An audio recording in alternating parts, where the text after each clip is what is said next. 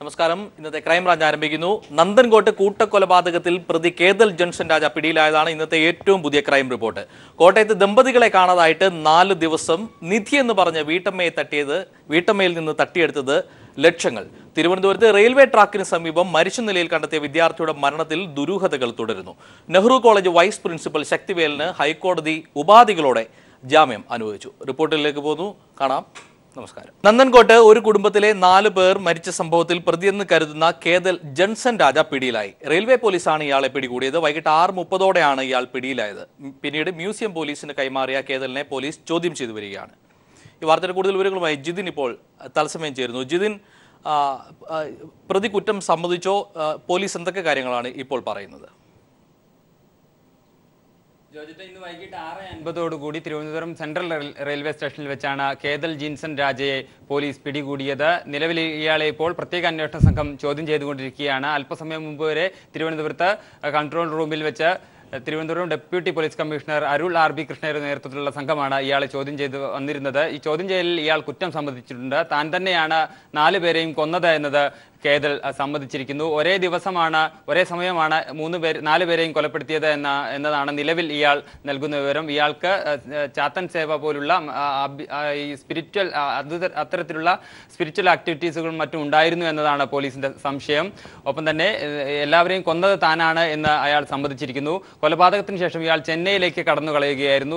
എന്നാൽ ഇയാൾ ചെന്നൈയിലേക്ക് പോയത് മുതലുള്ള എല്ലാ കാര്യങ്ങളും പോലീസിന് ഇയാൾ ഒരർത്ഥത്തിൽ പിന്തുടരാൻ ട്രാക്ക് ചെയ്യാൻ പോലീസിന് സാധിച്ചിരുന്നു. ഇയാൾ ചെന്നൈയിലുള്ള വിവരമെല്ലാം പോലീസിന് ലഭിച്ചിരുന്നു. ചെന്നൈയിൽ നിന്ന് തിരിച്ച തമ്പാനൂർ റെയിൽവേ സ്റ്റേഷനിൽ വന്നിറങ്ങി അല്പസമയത്തിനകം തന്നെ പോലീസിന് ഇയാളെ പിടികൂടാൻ സാധിച്ചു. റെയിൽവേ പോലീസിന്റെ കൂടി സഹായത്തോടെയാണ് ഇയാളെ തിരുവനന്തപുരം സിറ്റി പോലീസ് പിടികൂടിയത്.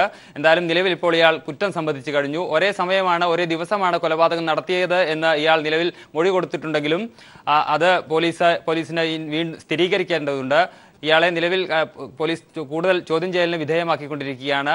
അല്പസമയത്തിനകം തന്നെ ഒരു മാനസിക രോഗ വിദഗ്ധന്റെ സഹായം കൂടി തേടിക്കൊണ്ട് അയാളുടെ കൂടെ സാന്നിധ്യത്തിൽ ഇയാളെ ചോദ്യം ചെയ്യാനുള്ള സാധ്യതയാണ് ഇപ്പോൾ പോലീസ് നമ്മോട് പറയുന്നത്. എന്തായാലും നിലവിൽ അത്തരത്തിലുള്ള എന്തെങ്കിലും സംശയമുണ്ടോ? മാനസിക രോഗിയാണ് എന്ന തരത്തിലോ ഒപ്പം മയക്കുമരുന്ന് ഉപയോഗിക്കുന്ന കാര്യത്തിലോ അത്തരത്തിലുള്ള എന്തെങ്കിലും വിവരങ്ങൾ പോലീസിന് ഇതുവരെ ലഭ്യമായിട്ടുണ്ടോ?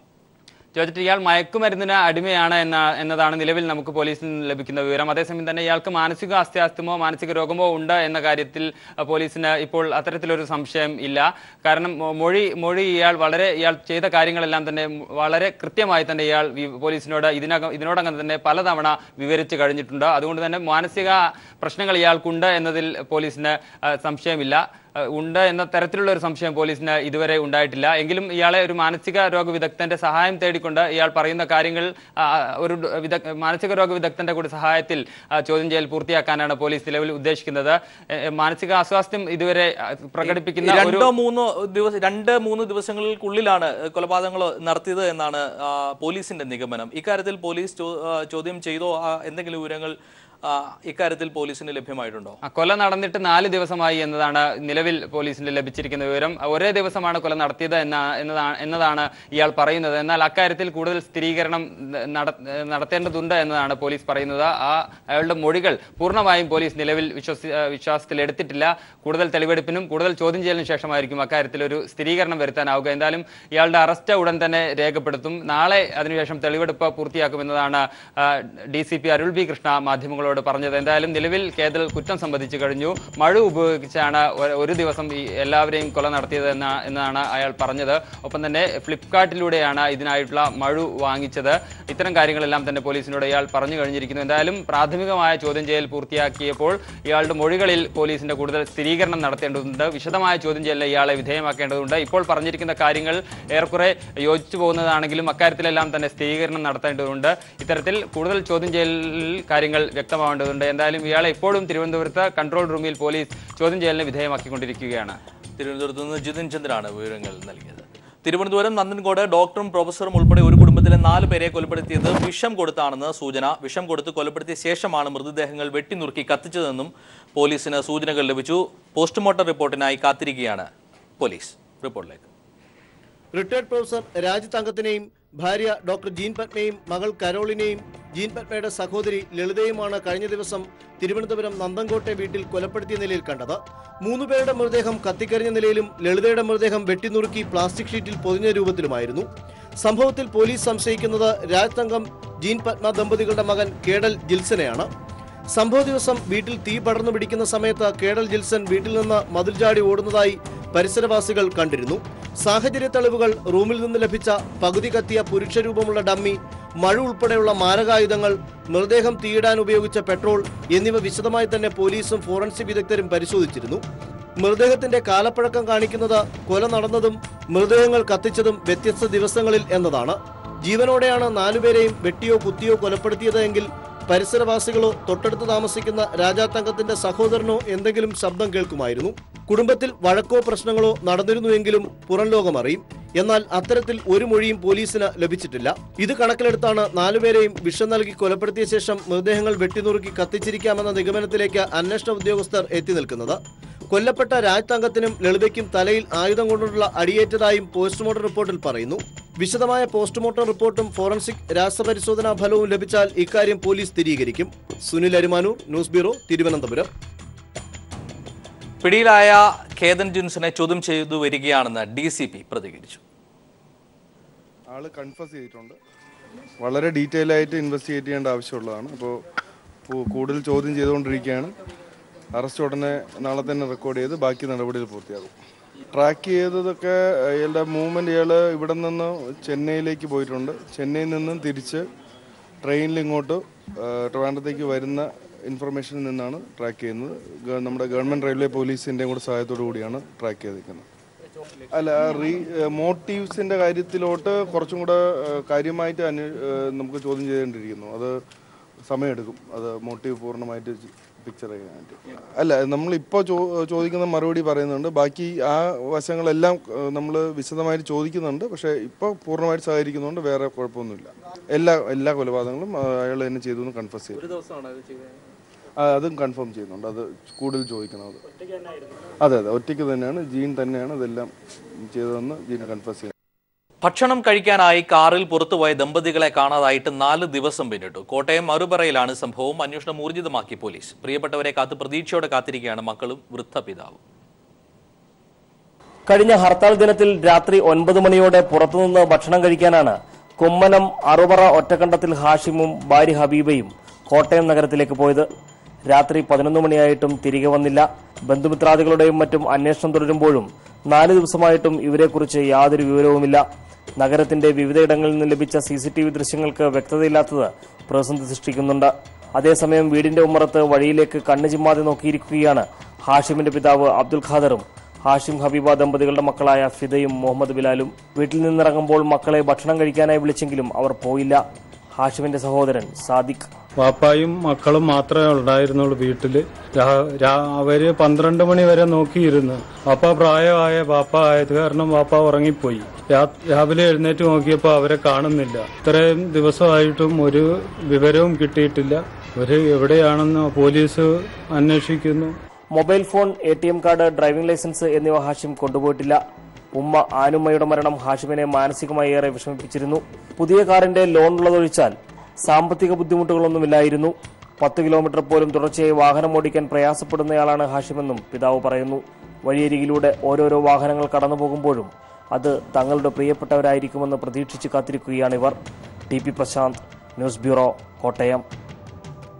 നിധി കിട്ടിയെന്ന് കരുതി സ്വർണം വാങ്ങിയ വീട്ടമ്മയ്ക്ക് നഷ്ടമായത് 1 ലക്ഷം രൂപ. മുക്കുപണ്ടം നൽകി തട്ടിപ്പ് നടത്തിയയാളെ പരാതിക്കാരിയും പോലീസും ചേർന്നൊരുക്കിയ കെണിയിലൂടെ അറസ്റ്റ് ചെയ്തു.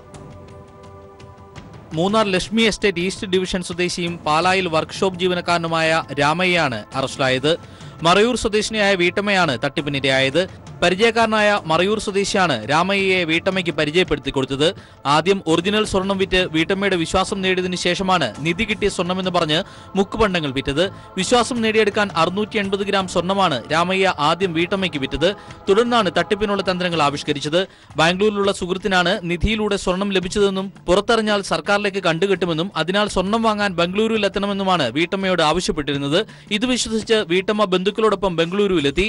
1 ലക്ഷം രൂപയുടെ സ്വർണം വാങ്ങി നാട്ടിൽ തിരികെ എത്തുകയും ചെയ്തു.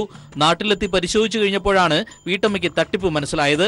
എന്നാൽ പോലീസിൽ പരാതി നൽകിയ ശേഷം വീണ്ടും സ്വർണം ആവശ്യമുണ്ടെന്നറിയിച്ച് രാമയ്യയെ വിളിച്ചു വരുത്തുകയായിരുന്നു. വീട്ടമ്മയും ബന്ധുക്കളും പഴയ മൂന്നാറിലുള്ള പാലത്തിന് സമീപം കാത്തുനിന്നു. ഇയാൾ എത്തിയതോടെ വേഷം മാറി നിന്ന് പോലീസിന്റെ സഹായത്തോടെ പിടികൂടി. എനിക്ക് നിധി കിട്ടിയതാന്ന് പറഞ്ഞ് ഈ പുള്ളി എന്നെ വിളിച്ചോണ്ട് പോയി. പാലായിലുള്ള അയാൾ വിളിച്ചോണ്ട് പോയി. അവിടെ ബാംഗ്ലൂരിൽ ചെന്ന് കുമാർ എന്ന് പറഞ്ഞ ഒരാളുമായിട്ട് ബന്ധമുണ്ടെന്ന് പറഞ്ഞ് അവരുമായിട്ട് കൂടി ചേർന്നിട്ടാണ് എനിക്കിത് തന്നത്. എൻ്റെ 75,000 രൂപയും വാങ്ങിച്ച് ഈ സാധനം തിരിച്ചു തന്നപ്പോഴത്തേക്ക് ആദ്യം കൊടുത്തിരിക്കുന്ന ഒറിജിനൽ തങ്കമാണ് കൊടുത്തിരിക്കുന്നത്. സ്റ്റേഷനിലെത്തിച്ച് നടത്തിയ ചോദ്യം ചെയ്യലിൽ ഇയാൾ തട്ടിപ്പ് സമ്മതിച്ചിട്ടുണ്ട്. സ്വർണമെന്ന വ്യാജേന ഇയാളുടെ പക്കലുണ്ടായിരുന്ന ചെമ്പും പോലീസ് പിടിച്ചെടുത്തു. ആദ്യം വിറ്റ ഒറിജിനൽ സ്വർണത്തിന്റെ അതേ രൂപത്തിൽ ചെമ്പ് നാണയങ്ങൾ സ്വർണത്തിൽ മുക്കിയാണ് ഇയാൾ വീട്ടമ്മയ്ക്ക് നൽകാൻ വെച്ചിരുന്നത്. സ്വർണം രൂപപ്പെടുത്താൻ ഉപയോഗിച്ചിരുന്ന അച്ചും ഇയാളുടെ പക്കലുണ്ടായിരുന്നു. മൂന്നാറിലുള്ള മറ്റു പലരെയും ഇയാൾ ഇത്തരത്തിൽ കബളിപ്പിച്ചിട്ടുണ്ടെന്നാണ് പോലീസിന് ലഭിച്ചിട്ടുള്ള വിവരങ്ങൾ. പ്രതിയെ കോടതിയിൽ ഹാജരാക്കി റിമാൻഡ് ചെയ്തു. News bureau, Idukki. തിരുവനന്തപുരത്ത് റെയിൽവേ ട്രാക്കിന് സമീപം മരിച്ച നിലയിൽ കണ്ടെത്തിയ വിദ്യാർത്ഥിയുടെ മരണത്തിൽ ദുരൂഹത ആരോപിച്ച് ബന്ധുക്കൾ. 19 വയസ്സുകാരൻ കൃഷ്ണൻ ഉണ്ണിയുടെ മരണത്തിൽ കാമുകിയുടെ രക്ഷിതാക്കൾക്ക് പങ്കുണ്ടോ എന്നാണ് ബന്ധുക്കളുടെ സംശയം. തലക്കേറ്റ മുറിവാണ് മരണകാരണമെന്ന് പോസ്റ്റ്മോർട്ടം റിപ്പോർട്ട് സംശയം ബലപ്പെടുത്തുന്നു. വട്ടിയൂർക്കാവ് സ്വദേശിയും വാഴിച്ചൽ ഇമ്മാനുവൽ കോളേജിലെ 1ാം വർഷ ബിരുദ വിദ്യാർത്ഥിയുമായ 19 വയസ്സുകാരൻ കൃഷ്ണനുണ്ണിയെ കഴിഞ്ഞ മാർച്ച് 31-നാണ് കൊച്ചുവേളിയിൽ റെയിൽവേ ട്രാക്കിന് സമീപം മരിച്ച നിലയിൽ കണ്ടെത്തിയത്. ആത്മഹത്യയാണെന്നായിരുന്നു പ്രാഥമിക നിഗമനം. എന്നാൽ മരണത്തിൽ ദുരൂഹതയുണ്ടെന്ന് കൃഷ്ണനുണ്ണിയുടെ ബന്ധുക്കൾ പറയുന്നു. തലക്കേറ്റ മാരകമായ മുറിവാണ് മരണകാരണമെന്നും ശരീരത്തിലാകെ മുറിവുകളുണ്ടെന്നുമാണ് പോസ്റ്റ്മോർട്ടം റിപ്പോർട്ട്. ഇത് മരണം കൊലപാതകമാണോ എന്ന സംശയം ബലപ്പെടുത്തുന്നുവെന്ന് സഹോദരൻ ആദർശ്. ആത്മഹത്യയാണെന്ന് നമ്മൾ ഒരിക്കലും വിചാരിക്കുന്നില്ല. എന്ത് കാരണം ഉണ്ടായാൽ പോലും ആത്മഹത്യ എന്നുള്ള ഒരു ഇതിലോട്ട് ചിന്തിക്കുന്ന ഒരു വ്യക്തിയല്ല. ആ ബോഡി കണ്ടാൽ ഒരിക്കലും ഒരു ട്രെയിൻ തട്ടിയ ഒരു മുറിവ് ഒന്നും നമുക്കതിൽ ഫീൽ ചെയ്യത്തില്ല. സഹപാഠിയായ വിദ്യാർത്ഥിനിയുമായി കൃഷ്ണനുണ്ണി പ്രണയത്തിലായിരുന്നു. മരിക്കുന്നതിന് തലേദിവസം ഇരുവരും ബൈക്കിൽ യാത്ര ചെയ്തത് പെൺകുട്ടിയുടെ രക്ഷിതാക്കൾ ചോദ്യം ചെയ്ത് കൃഷ്ണനുണ്ണിയെ മർദ്ദിച്ചിരുന്നതായും ഇവർക്ക് മരണത്തിൽ പങ്കുണ്ടോ എന്ന് സംശയിക്കുന്നതായും കൃഷ്ണനുണ്ണിയുടെ അമ്മാവൻ ഹരികുമാർ പറഞ്ഞു. ആ കുട്ടിയുടെ അച്ഛൻ തന്നെ ഇവിടെ ലാൻഡ് ഫോണിൽ വിളിച്ചിട്ട് അവരുടെ മുത്തശ്ശൻ്റെ അടുത്ത് പറയുന്നു, കൃഷ്ണനുണ്ണിയും എൻ്റെ മകളെയും വഴിയിൽ വെച്ച് തടഞ്ഞു നിർത്തി, ഞങ്ങൾക്ക് അങ്ങനെ ചെയ്യേണ്ടി വന്നു എന്ന് പറഞ്ഞിട്ട് ഫോൺ കട്ട് ചെയ്തു. അതിനുശേഷം കൃഷ്ണനുണ്ണിയുടെ മൊബൈൽ സ്വിച്ച് ഓഫ് ആണ്. അഥവാ ഇനി ഇതൊരു ആത്മഹത്യയാണെങ്കിൽ പോലും ഈ 19 വയസ്സുകാരൻ അതിനെ പ്രേരിപ്പിച്ചത് ഈ വഴിയിൽ നടന്ന ഈ സംഭവമാണ്. സംഭവത്തിൽ കുടുംബത്തിന്റെ പരാതിയെ തുടർന്ന് പോലീസ് അന്വേഷണം ആരംഭിച്ചു. ജസ്റ്റിസ് ഫോർ കൃഷ്ണനുണ്ണി എന്ന പേരിൽ കൃഷ്ണനുണ്ണിയുടെ സഹപാഠികൾ സാമൂഹ്യ മാധ്യമങ്ങളിൽ പ്രചരണവും നടത്തുന്നുണ്ട്.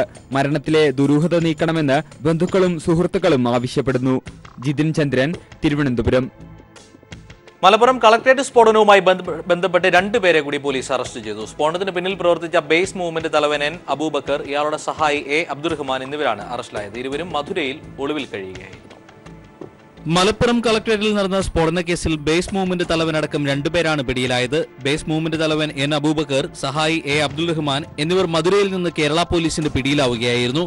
ഇരുവരെയും മഞ്ചേരി ജില്ലാ സെഷൻസ് കോടതിയിൽ ഹാജരാക്കി റിമാൻഡ് ചെയ്തു. 2016 നവംബറിലാണ് മലപ്പുറം കളക്ടറേറ്റ് പരിസരത്ത് സ്ഫോടനം നടക്കുന്നത്. വെടിമരുന്ന് നിറച്ച പ്രഷർ കുക്കർ വഴി ടൈമർ ഉപയോഗിച്ചാണ് സ്ഫോടനമെന്ന് അന്വേഷണ സംഘം കണ്ടെത്തിയിരുന്നു.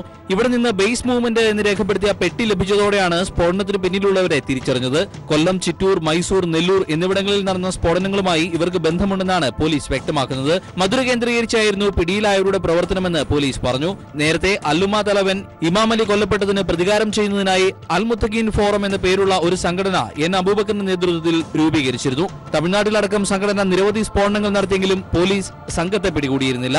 മലപ്പുറം സ്ഫോടനവുമായി ബന്ധപ്പെട്ട് NIA നേരത്തെ 5 പേരെ അറസ്റ്റ് ചെയ്തിരുന്നു. ഇവരെ ചോദ്യം ചെയ്തപ്പോഴാണ് തലവൻ അടക്കമുള്ള പ്രതികളെക്കുറിച്ച് വിവരം ലഭിക്കുന്നത്. കൊല്ലത്തെയും ചിറ്റൂരിലെയും സ്ഫോടനത്തിന് പിന്നിൽ ഇതേ സംഘമാണെന്നും അന്വേഷണ സംഘം കണ്ടെത്തിയിട്ടുണ്ട്. News bureau, Malappuram.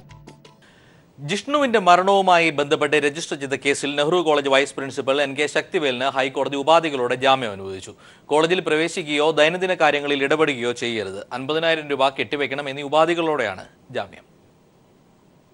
ശക്തിവേൽ കഴിഞ്ഞ ദിവസം സമർപ്പിച്ച മുൻകൂർ ജാമ്യാപേക്ഷ പരിഗണിച്ചാണ് കോടതി ഇടക്കാല ജാമ്യം അനുവദിച്ചത്. ഉപാധികളോടെയാണ് ജാമ്യം. കോളേജിൽ പ്രവേശിക്കരുത്, കോളേജിന്റെ ദൈനംദിന കാര്യങ്ങളിൽ ഇടപെടരുത്, ജാമ്യത്തുകയായ 50,000 രൂപ കെട്ടിവെക്കണം എന്നിവയാണ് ജാമ്യവ്യവസ്ഥകൾ. ശക്തിവേലിനെതിരെ ആത്മഹത്യാ പ്രേരണാകുറ്റം നിലനിൽക്കില്ലെന്ന സംശയവും വാദത്തിനിടെ കോടതി പ്രകടിപ്പിച്ചു. ഇടക്കാല ജാമ്യ ഹർജി ഹൈക്കോടതിയുടെ പരിഗണനയിലിരിക്കെ ശക്തിവേലിനെ അറസ്റ്റ് ചെയ്ത അന്വേഷണ ഉദ്യോഗസ്ഥന്റെ നടപടിയിൽ ജസ്റ്റിസ് എബ്രഹാം മാത്യു അതൃപ്തി പ്രകടിപ്പിച്ചു. കോയമ്പത്തൂരിൽ നിന്നും കഴിഞ്ഞ ദിവസമാണ് Nehru college vice principal NK ശക്തിവേലിനെ പോലീസ് അറസ്റ്റ് ചെയ്തത്. കേസിലെ 4ഉം 5ഉം പ്രതികളായ പ്രവീൺ, ഡിബിൻ എന്നിവരുടെ മുൻകൂർ ജാമ്യ ഹർജി വിധി പറയുന്നതിന് നാളത്തേക്ക് മാറ്റി. ജാമ്യ ഹർജിയിൽ തീർപ്പാക്കുന്നതുവരെ ഇരുവരെയും അറസ്റ്റ് ചെയ്യരുതെന്നും കോടതി നിർദ്ദേശിച്ചിട്ടുണ്ട്. News bureau, Kochi. ഒളിവിൽ കഴിയാൻ കൃഷ്ണദാസ് സഹായിച്ചുവെന്ന് അറസ്റ്റിലായ ശക്തിവേലിന്റെ മൊഴി. ഒളിവിൽ കഴിയുമ്പോൾ ഒരു തവണ കൃഷ്ണദാസിനെ കണ്ടിരുന്നുവെന്നും കൃഷ്ണദാസാണ് നിയമസഹായം ലഭ്യമാക്കിയതെന്നും ശക്തിവേൽ പോലീസിനോട് പറഞ്ഞു. ശക്തിവേലിനെ സഹായിച്ച മറ്റ് 5 പേരും ഇപ്പോൾ പോലീസ് നിരീക്ഷണത്തിലാണ്. 4ാം പ്രതി പ്രവീണിനെ തേടി പോലീസ് സംഘം നാസിക്കിലേക്ക് പോകും. DGP ഓഫീസിന് മുന്നിൽ നടന്ന സംഭവത്തിൽ മഹിജയുടെ പരാതിയിൽ സർക്കാർ ഉന്നതതല അന്വേഷണം പ്രഖ്യാപിച്ചു. ക്രൈംബ്രാഞ്ച് ADGP നിതിൻ അഗർവാളിനാണ് അന്വേഷണ ചുമതല. മഹിജയുടെ സമരവുമായി ബന്ധപ്പെട്ട പിന്നീട് പ്രതികരിക്കാമെന്ന് മുഖ്യമന്ത്രിയും വ്യക്തമാക്കി. അതേസമയം മഹിജ 2 ദിവസം കൂടി ആശുപത്രിയിൽ തുടരും. DGP ഓഫീസിന് മുന്നിൽ നടന്ന സംഭവങ്ങളെക്കുറിച്ച് അന്വേഷിക്കാൻ സർക്കാർ ഉന്നതതല അന്വേഷണമാണ് പ്രഖ്യാപിച്ചിരിക്കുന്നത്. ക്രൈംബ്രാഞ്ച് മേധാവി നിതിൻ അഗർവാളിന്റെ നേതൃത്വത്തിലുള്ള സംഘമാണ് കേസന്വേഷണം നടത്തുക. ഇന്നലെ മഹിജയുമായി ഫോണിൽ സംസാരിച്ച മുഖ്യമന്ത്രി ഉണ്ടായ സംഭവങ്ങളിൽ വിശദമായ അന്വേഷണം നടത്തുമെന്ന് ഉറപ്പു നൽകിയിരുന്നു. സമരത്തെപ്പറ്റി പിന്നീട് പ്രതികരിക്കാമെന്ന് മുഖ്യമന്ത്രി വാർത്താമാധ്യമങ്ങളോട് പറഞ്ഞു. ആശുപത്രിയിൽ കഴിയുന്ന മഹിജയെ KK ശൈല ടീച്ചർ, CPIM നേതാക്കളായ MA baby, MV Govinda master, മുൻ മുഖ്യമന്ത്രി ഉമ്മൻചാണ്ടി, CPI സംസ്ഥാന സെക്രട്ടറി കാനം രാജേന്ദ്രൻ എന്നിവർ സന്ദർശിച്ചു. DGP ഓഫീസിന് മുന്നിലെ സമരത്തിൽ പങ്കെടുത്തതിന് ഷാജഹാൻ അടക്കമുള്ളവരെ അറസ്റ്റ് ചെയ്ത പോലീസ് നടപടിയെക്കുറിച്ച് ചോദിച്ചപ്പോൾ CPI സംസ്ഥാന സെക്രട്ടറി കാനം ഇങ്ങനെ പ്രതികരിച്ചു. ക്രമസമാധാനത്തിന്റെ ഭാഗമായിട്ട് അറസ്റ്റ് ചെയ്യേണ്ടതും ജയിലിലടയ്ക്കേണ്ടതും കോടതിയിൽ പോകേണ്ടതും ഒന്നും ഇല്ല എന്നൊരു രാഷ്ട്രീയ പാർട്ടിക്ക് എങ്ങനെയാണ് ഭരണഘടനയ്ക്ക് വിധേയമായി പ്രവർത്തിക്കുമ്പോൾ പറയാൻ പറ്റുക? അല്ല, അതിനെ ഒരാളിനെ ജയിലിലടയ്ക്കുക എന്ന് പറഞ്ഞാൽ പല കാര്യങ്ങൾക്കല്ലേ. ആരെയും ജയിലിലടയ്ക്കാൻ പാടില്ല എന്ന് ഏതെങ്കിലും ഒരു രാഷ്ട്രീയ പാർട്ടിക്ക് പറയാൻ പറ്റുമോ? 5 ദിവസത്തെ നിരാഹാരവും 3 മാസത്തിലേറെയായി ഖരരൂപത്തിലുള്ള ആഹാരം കഴിക്കാത്തതും മഹിജയുടെ ആരോഗ്യനില വഷളാക്കിയതായിട്ടാണ് മെഡിക്കൽ സംഘത്തിന്റെ വിലയിരുത്തൽ. ഡോക്ടർമാരുൾപ്പെട്ട മെഡിക്കൽ ബോർഡിന്റെ പ്രത്യേക യോഗം ചേർന്നാണ് മഹിജയുടെ ആരോഗ്യനില വിലയിരുത്തിയത്. കുറഞ്ഞത് 2 ദിവസം കൂടി മഹിജയ്ക്ക് ICUവിൽ തുടരേണ്ടി വരുമെന്നതാണ് പൊതുവിലയിരുത്തൽ. അതിനിടെ ഷാജഹാനെ കസ്റ്റഡിയിൽ വേണമെന്ന മുൻ നിലപാടിൽ പോലീസ് അയവ് വരുത്തി. അപേക്ഷ നൽകിയെങ്കിലും ഇക്കാര്യത്തിൽ കടുംപിടുത്തം വേണ്ടെന്നാണ് പോലീസ് തീരുമാനിച്ചിരിക്കുന്നത്. News bureau, Thiruvananthapuram. കായംകുളത്തെ വെള്ളാപ്പള്ളി കോളേജ് ഓഫ് എഞ്ചിനീയറിംഗിന് മുന്നിലെ വിദ്യാർത്ഥി പ്രതിഷേധം ശക്തമാകുന്നു. സമരം യുവജന സംഘടനകൾ ഏറ്റെടുത്തതോടെ സംഘർഷത്തിലേക്ക് വഴിമാറി. പോലീസുകാരടക്കം 10 പേർക്കാണ് സംഘർഷത്തിൽ പരിക്കേറ്റത്. രാവിലെ 11ഓടെ കോളേജിന് മുന്നിലേക്ക് മാർച്ച് നടത്തിയ ഡിവൈഎഫ്ഐ പ്രവർത്തകർക്ക് നേരെയാണ് പോലീസ് ലാത്തി വീശിയത്. ശക്തമായ പോലീസ് കാവലുണ്ടായിട്ടും ബാരിക്കേഡുകൾ തകർത്ത് പ്രവർത്തകർ ക്യാമ്പസിനുള്ളിൽ പ്രവേശിച്ചു. എന്നാൽ കോളേജ് ക്യാമ്പസിൽ നിന്നും കല്ലേറുണ്ടായെന്നും കോളേജ് അവധിയായിരുന്നെങ്കിലും കല്ലെറിയാൻ മാനേജ്മെന്റ് ഗുണ്ടകളെ ക്യാമ്പസിനുള്ളിൽ നിയോഗിച്ചിരുന്നെന്നും ആക്ഷേപമുയരുകയാണ്. പോലീസുകാരടക്കം 10 പേർക്കാണ് പരിക്കേറ്റത്. അതേസമയം വെള്ളാപ്പള്ളിയുടെ പേരിലുള്ള കോളേജിലേക്ക് പ്രതിഷേധ മാർച്ച് നടത്താൻ ABVP എത്തിയത് ശ്രദ്ധേയമായി. നേരത്തെ KSU, MSF സംഘടനകൾ കോളേജിന് മുന്നിൽ സമരം നടത്തിയിരുന്നു. എന്നാൽ BJPയുടെ ഘടകകക്ഷിയായ BDJSന്റെ പ്രധാന നേതാവ് സുഭാഷ് ബാസു നടത്തുന്ന കോളേജിലേക്ക് ABVP നടത്തിയ മാർച്ച് വിവാദമാവുകയാണ്. മാനേജ്മെന്റിന്റെ കടുത്ത പീഡനം മൂലം കോളേജിലെ 2ാം വർഷ വിദ്യാർത്ഥി കൈഞ്ഞരമ്പ് മുറിച്ച് കഴിഞ്ഞ ദിവസം ആത്മഹത്യക്ക് ശ്രമിച്ചിരുന്നു. ഇതിൽ പ്രതിഷേധിച്ചാണ് ഡിവൈഎഫ്ഐയുടെ നേതൃത്വത്തിൽ മാർച്ച് നടന്നത്. സംഭവവുമായി ബന്ധപ്പെട്ട് college manager Subhash Basu, principal എന്നിവർക്കെതിരെ കഴിഞ്ഞ ദിവസം പോലീസ് കേസ് രജിസ്റ്റർ ചെയ്തിരുന്നു. ഹോസ്റ്റൽ മുറിക്കുള്ളിൽ കൈഞ്ഞരമ്പ് മുറിച്ച് ആത്മഹത്യയ്ക്ക് ശ്രമിക്കും മുമ്പ് വിദ്യാർത്ഥി എഴുതിയ കുറിപ്പിൽ ഞാൻ വിടവാങ്ങുന്നുവെന്ന സൂചനകൾ മാനേജ്മെന്റിനെ പ്രതിക്കൂട്ടിലാക്കിയിരുന്നു. സഹപാഠികളിൽ ഒരാൾ അർദ്ധരാത്രി ബാത്റൂമിൽ പോകാൻ എഴുന്നേറ്റപ്പോൾ ഫാനിൽ കുരുക്കൊരുക്കി മരണത്തിലേക്ക് പോകാൻ ഒരുങ്ങുന്ന കൂട്ടുകാരനെയാണ് കണ്ടത്. ഹോസ്റ്റലിലെ ഒഴിഞ്ഞുകിടക്കുന്ന മുറിയിൽ മരിക്കാൻ തയ്യാറായി നിൽക്കുന്ന വിദ്യാർത്ഥിയെ കണ്ട സുഹൃത്ത് ബഹളം വെച്ചതോടെ മറ്റു സുഹൃത്തുക്കളും ഓടിയെത്തി ഇയാളെ രക്ഷിക്കുകയായിരുന്നു. പിന്നീട് ഇയാളെ മാവേലിക്കരയിലെ സ്വകാര്യ ആശുപത്രിയിൽ പ്രവേശിപ്പിച്ചു. ഇടിമുറിയും കൊട്ടേഷൻ സംഘങ്ങളും നിറഞ്ഞാടുന്ന കോളേജ് ക്യാമ്പസിൽ പ്രശ്നങ്ങൾ പതിവ് കാഴ്ചയാണ്. News bureau, Alappuzha. രാജ്യത്തെ നടുക്കിയ പുറ്റിങ്ങൽ വെടിക്കെട്ട് ദുരന്തം നടന്നിട്ട് 1 വർഷം തികയുന്നു. ദുരന്തത്തിൽ 110 പേർ മരിക്കുകയും 400ഓളം പേർക്ക് ഗുരുതരമായി പരിക്കേൽക്കുകയും ചെയ്തിരുന്നു. 1 വർഷമായിട്ടും ജുഡീഷ്യൽ അന്വേഷണം ഇപ്പോഴും എങ്ങും എത്തിയില്ല. ക്രൈംബ്രാഞ്ചിന് കേസിലെ കുറ്റപത്രവും സമർപ്പിക്കാനായില്ല.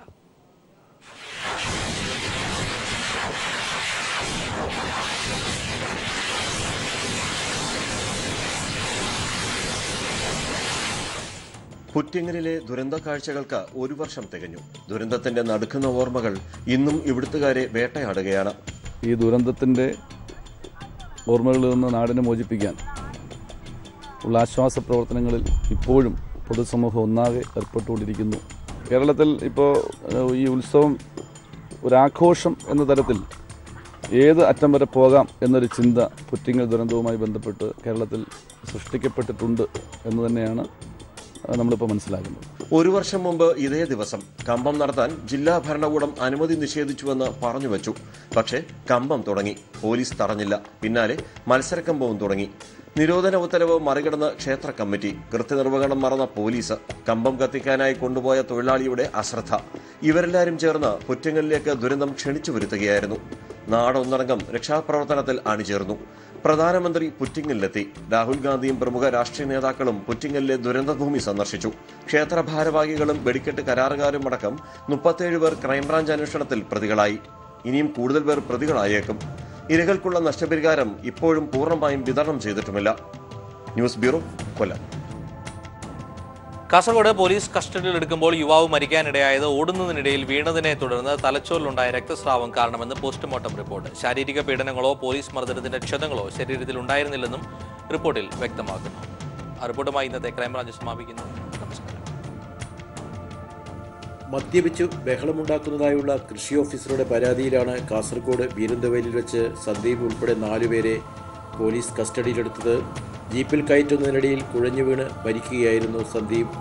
സന്ദീപിനെ പോലീസ് മർദ്ദിച്ചു കൊന്നുവെന്നാരോപിച്ച് BJP സംഘപരിവാർ പ്രവർത്തകർ പോലീസ് സ്റ്റേഷൻ ഉപരോധിക്കുകയും കാസർഗോട്ട് ഹർത്താൽ നടത്തുകയും ചെയ്തു.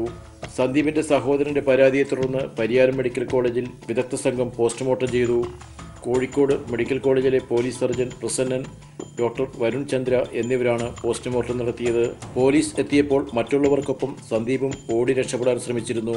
ഇതിനിടയിൽ തലയടിച്ച് സന്ദീപ് നിലത്തു വീണു. നെറ്റിയിൽ ചെറിയ മുറിവും കാണാനായി. തലയടിച്ചു വീണതിനെ തുടർന്നുണ്ടായ ആഘാതത്തിൽ തലച്ചോറിലുണ്ടായ രക്തസ്രാവമാണ് മരണകാരണമെന്നാണ് പോസ്റ്റ്മോർട്ടം റിപ്പോർട്ടിൽ പറയുന്നത്. ശരീരത്തിൽ മർദ്ദനത്തിൻ്റെ പാടുകളോ ക്ഷതങ്ങളോ ഇല്ലെന്നും പോസ്റ്റ്മോർട്ടം റിപ്പോർട്ടിൽ വ്യക്തമാക്കുന്നു. കാസർഗോഡ് സ്റ്റേഷനിലെ SI അജിത് കുമാറിനെ സംഭവത്തെ തുടർന്ന് AR ക്യാമ്പിലേക്ക് സ്ഥലം മാറ്റിയിരുന്നു.